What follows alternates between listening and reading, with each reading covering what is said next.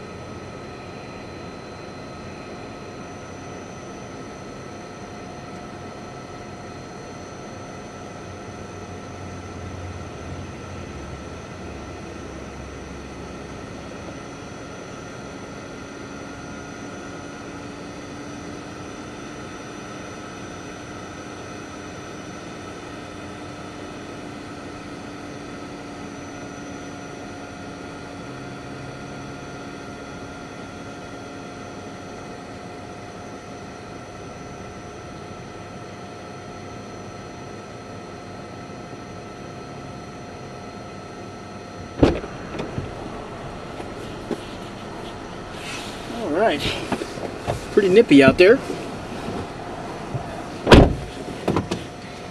18 degrees.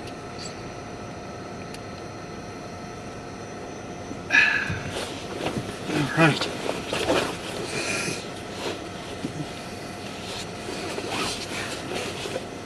Alright.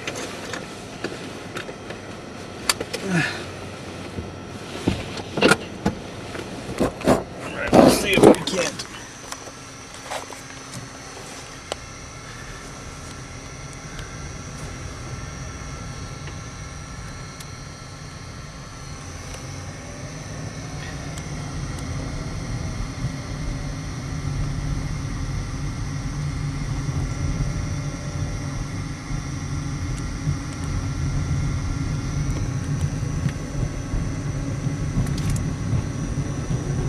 Alright, still on Interstate 80.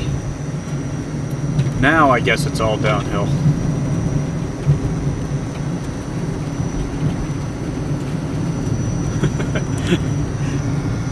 Downhill.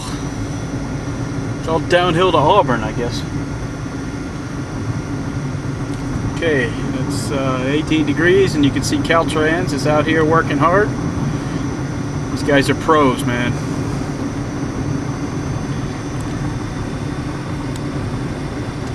Talk about a underappreciated field. That's it right there, especially up here. They do a great job. I mean, look at this road. As brutal as the weather gets up here, they're still doing an awesome job. So, going downhill. No real hurry. This was the only part I was worried about, is getting through Donner's Pass. So, hey, how about a little, I got XM radio in this thing, so how about a little Well, the last comedy? couple of years, since 9/11, obviously, because of security, unless you're at the Ashland International Airport, and that's tight security there. One of the guys goes, "Hey, you got any bombs in your suitcase?" No? All right, hell, go ahead. So, but in Atlanta, where I live, you know, when you go through the metal detectors, they put in a giant plexiglass box that contains all the things they will no longer allow in your carry-on luggage. And in the box, there is a leaf blower and a Coleman lantern. A leaf blower. Who's hijacking a plane with a leaf blower? You turn the plane around and mess your head up so bad your mother never recognized you. If your job requires you use a leaf blower and you have to get on an airplane to get to that job, it is time to review your territory. And I guess the economy's finally starting to get better. You know, when we were doing the blue collar thing, we knew it was bad because every airport we went to, all the rental car places were selling their used rental cars. And I have owned some crappy vehicles in my lifetime. I had a truck when I was in high school. Both floorboards were rusted out. You could drop a can through it, look in the rearview mirror, and watch it bounce down the highway. I have never had the desire to purchase a used rental car because I know what people do to rental cars. I know what I do to a rental car. Lord, my mother won't drive 50 miles an hour. You put her in a rental car, she's doing donuts in the grocery store parking lot. And there's no incentive to take care of one because if you get the additional insurance coverage, if you total the thing, they bring you another car. I tell people, get the additional coverage. They're like, Mr. Foxworthy, would you like the additional coverage? I'm like, yes, I would. Because you've got a Ford Fiesta that's about to see more airtime than a skateboard at the X Games.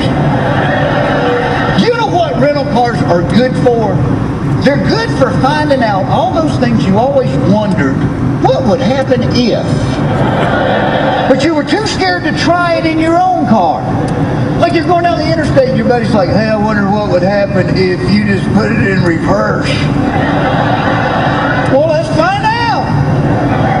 And let me tell you what happens. It is a cure for constipation. That is what happens.